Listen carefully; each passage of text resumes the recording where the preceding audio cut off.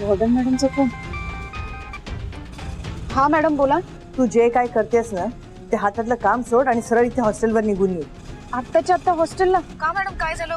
तुमची तब्येत ठीक आहे ना? माझी तब्येत बरी आहे. तुमच्या दोघींचं डोकं फिरलंय, दुसरं काही नाही. दोघींचं? मॅडम अहो काय बोलताय तुम्ही? कोण दोघी? तू आणि जेसी. आणि कोण?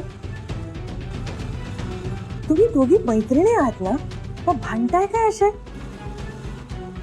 तू तिच्यावर रागवल्यामुळे ती इकडे तोंड फुगून बसली आणि माझी खात्री तू पण फार काही आनंदात नसणारच. तिचं काहीतरी महत्वाचं काम आहे आणि तू ते करत नाहीयेस असं हिचं म्हणणं आहे. अहो मॅडम पण ती. तू ताबडतोब निघून ये, मला तुझ्याशी बोलायचं आणि समोरासमोर बोलायचं, कळलं? सॉरी मॅडम, मी आत्ता हॉस्टेलला नाही येऊ शकत. माझं लय महत्वाचं काम आहे, मी ते करायला चालले. सॉरी.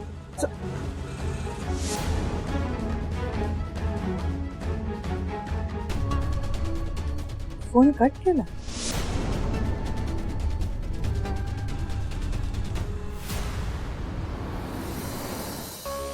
काय आलं डॅड? मला असं घाईत का बोलवून घेतलं? आमचं चांगलं फोटो सेशन सुरू होतं तिकडे.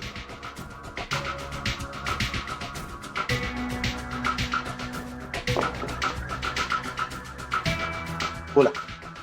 एक दिवस तुमचा सुंदरसा फोटो पोलीस स्टेशन मध्ये लागेल ना, तेव्हा तुम्हाला कळेल.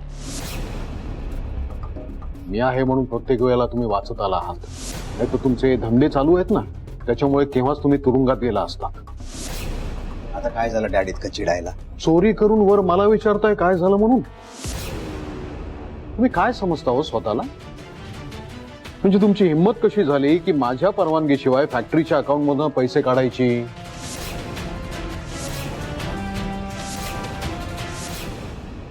तुमच्या लाडक्या स्वानंदीने चुगली केली ना? पुन्हा डॅड, म्हणजे तुमचा स्वतःच्या सख्ख्या मुलावर विश्वास नाहीये, पण त्या आश्रिताच्या बायकोवर विश्वास आहे. अजून काय सांगितलंय स्वानंदीनं माझ्याबद्दल तुमच्याकडे? स्वानंदीनं मला काहीही सांगितलेलं नाहीये. मग हे तुम्हाला कसं कळलं? ही गोष्ट सरपोतदार साहेबांना कशी कळली असेल? डॅड सोडा ना, कशाला कव्हर करताय तुमच्या लाडक्या स्वानंदीला? मला माहितीये, जर ही गोष्ट स्वानंदीनं तुम्हाला सांगितली नसती तर तुम्हाला कधीच कळली नसती.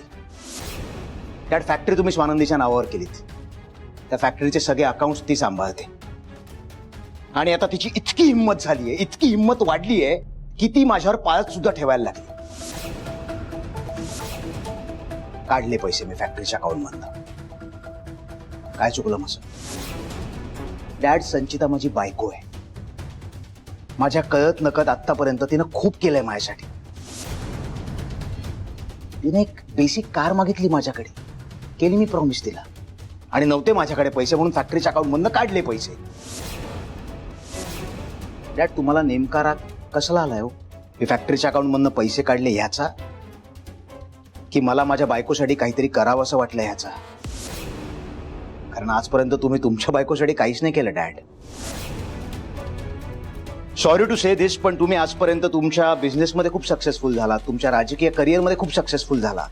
पण please accept this fact dad, as a husband you are a failure. सुजितराव,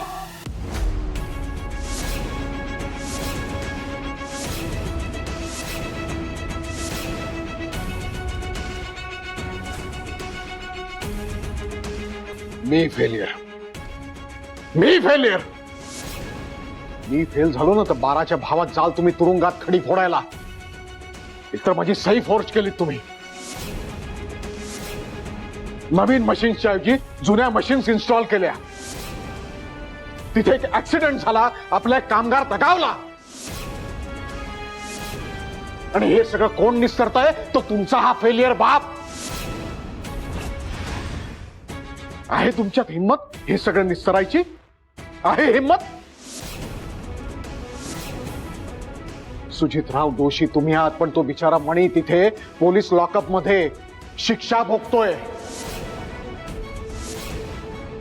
आणि मला जेव्हा पोलीस अटक करायला आले होते ना, तेव्हा बिचारा हा मुलगा पुढे आला, स्वतःवर सगळं ओढवून घेतलं त्यांनी.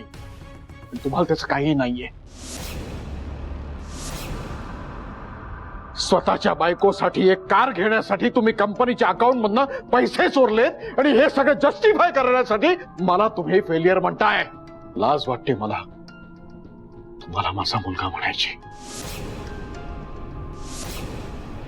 मणी सर निर्दोष असताना त्यांनी सरपोतदार साहेबांना पोलिसांनी अरेस्ट होऊ नये म्हणून सगळा आळ स्वतःवर घेतला. मणी सर, तुम्हाला कल्पनाच नाहीये तुम्ही कोणत्या नीच माणसासाठी आपलं आयुष्य पणाला लावलं आहे याची. काढले मी पैसे फॅक्टरीमधनं डॅड. माझ्या बायकोला एक गाडी हवी होती म्हणून मी काढले पैसे. आपलेच पैसे आपण का नाही वापरायचे? ती स्वानंदीमध्ये येणार. हे स्वानंदी नाही, हे सगळे जुगाड मला करावे लागतात. माझ्या सोर्सेस कडनं मला पैसे काढावे लागतात. याला कारणीभूत तुम्ही आहात डॅड.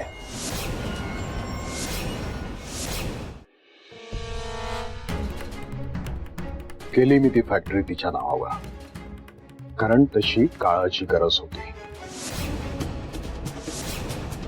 आणि त्यामुळे तुमचं भलंच झालंय सुजितराव. मला तर वाटलं होतं की फॅक्टरी हातात न गेल्यानंतर तुम्ही थोडे जबाबदार व्हाल, पण नाही. तुझ्यात अजिबात सुधारणा होत नाहीये. छान आहे, स्वतःच्या बायकोसाठी नवीन गाडी घेतली, त्याचं तुम्ही सेलिब्रेशन करता इथे. पण तुला याची कल्पना तरी आहे का की ज्या ट्रान्सपोर्ट कंपनीनं त्या मशीन्स आपल्या फॅक्टरीमध्ये आणल्या त्याबद्दल स्वानंदीला माहिती झाली.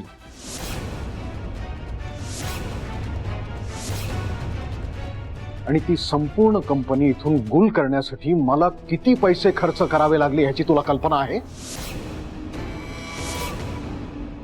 काय बोलताय तुम्ही डॅड? बोलती बंद झाली ना तरी नशीब समजा त्या स्वानंदीला मी फोनवर बोलताना ऐकलं, नाहीतर ती समजा त्या कंपनीपर्यंत पोहोचली असते ना तर मोठा घोळ होऊन बसला असता. सरपोतदार साहेबांनी माझं फोनवर बोलणं ऐकलं, पण कसं? मी तर ह्याबद्दल जेसीशी बोलले होते आणि ते पण आउट हाऊस मधून. आणि तेव्हा सरपोतदार साहेब तिथे नव्हते. मग त्यांनी माझं बोलणं कसं काय ऐकलं? आणि नशीब समजा सुजितराव, त्या स्वानंदीला जुन्या मशीन्स देणाऱ्या गणेश मशीन कंपनीचं नाव अजून कळलेलं नाहीये जिथून ह्या जुन्या मशीन्स पाठवल्या गेल्या.